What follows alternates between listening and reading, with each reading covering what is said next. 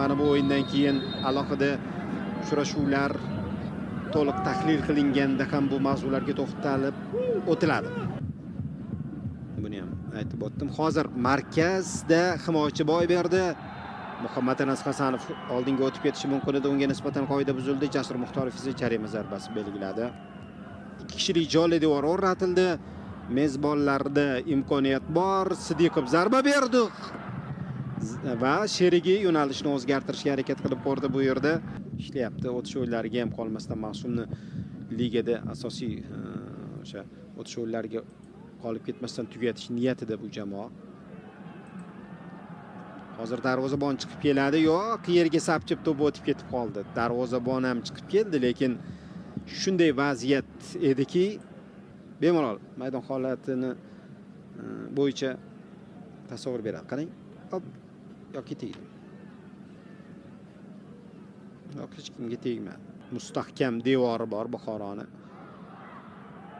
Va Nemeli o'sha devorni yorib o'tishga harakat qildi. Zarba darvozabon o'rnida. Pro Liga paytida ham bo'lishi mumkin.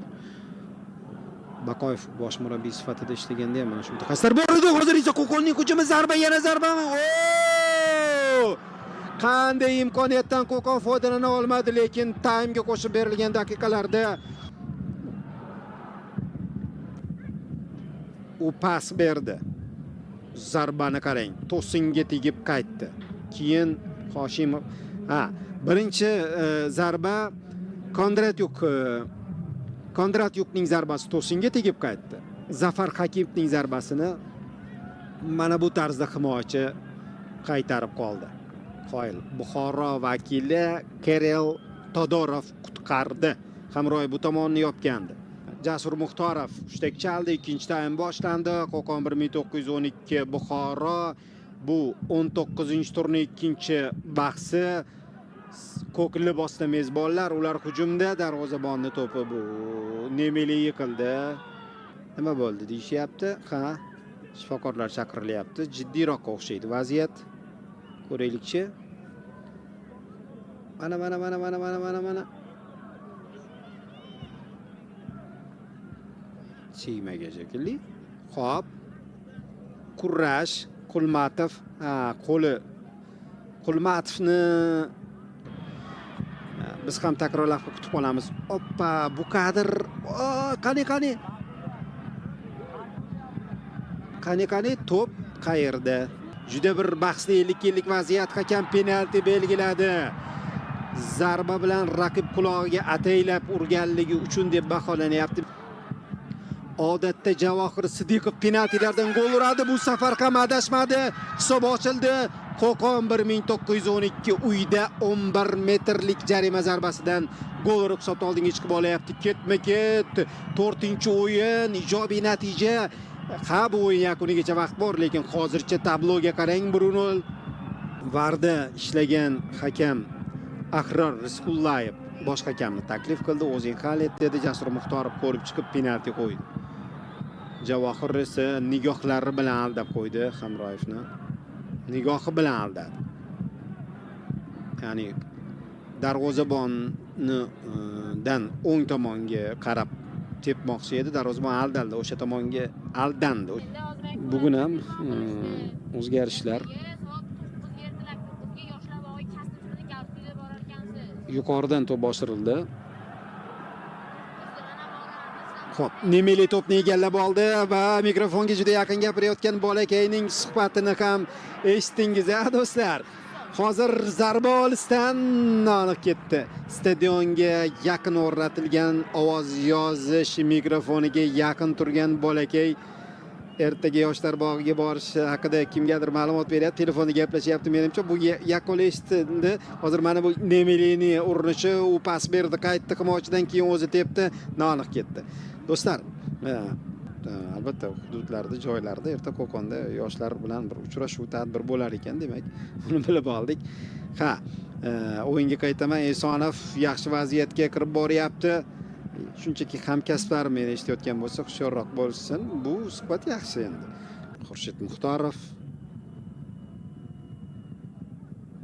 kurashga tashladi to'pni. Jangga jarima maydonchasiga havodan ko'tardi. Esonov oldinroqqa himoyachi bor bu yerda. To'pni Georgadze qaytarib yubordi. Andro kartochka kimga? Qizil. Do'stlar, Sardor Qulmatovga qizil kartochka ko'rsatildi va u maydondan chetlatilyapti. Ochiqchasiga Qulmatov qoida buzdi deb aytdi. Ikkinchi sariqmidi bu? O'yin mana shunday kechyapti. Qani ko'ramiz. Qop tortib qoldi. Libosidan Tabatadzini hali markazga ham yaqin emasdi bu hudud. Ikkinchi sariq qizilga aylandi. Qisman ta'sir qiladi. Buxoro xullas 5 daqiqa qo'shildi. Chindanda ana shu 5 daqiqada o'z omadini raqib jarima maydonchasidan qidiradi. Hakam hushtak chaldi. To'psiz qoida buzdi menimcha hozir Qo'qon futbolchisi. Buxoroda hisobni tenglashtirish uchun zo'r imkoniyat paydo bo'lyapti. Masofa yaqin emas lekin. Uzoq ham emas. Zarba! Gol! Barobar! Ijro ajoyib! Gol chiroyli! Muallif Ubaydullayev! Hisob barobar! Qo'qon o'z darvozasidan to'p o'tkazib yuboryapti 90+2-daqiqada. Ubaydullayev standartni qo'yil maqom tarzda ijro etdi. O'yin mana shunday kechyapti. Qani ko'ramiz takroran. 28 metrlar masofa. Darvozabon to'pni ko'rib turdi. O'sha nuqtaga qarab bordi. Qanday qilib o'tkazib yubordi ekan? Aylangan ekan to'p. Tekkan ekan ham darvozabonning qo'liga. Rahimjon Davronov hozirgi soniyalarda juda omadsiz bo'ldi.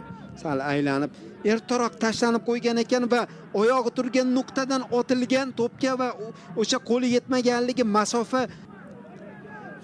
Hakam mana 1 daqiqa o'tib ketdi, 5 daqiqa qo'shganda o'sha gol nishonlangan vaqtni ham to'xtalishning hammasini hisobga olib beryapti. Yuqoridan to'p boshirildi. Qo'qonning hujumi. Buxoro endi qarshi hujumga borishi mumkin. Bu pallada hakam o'yinni yakunlab berdi. Qo'qon 1912 19-turda o'z maydonida Buxoro bilan bir jangovar durang o'ynadi.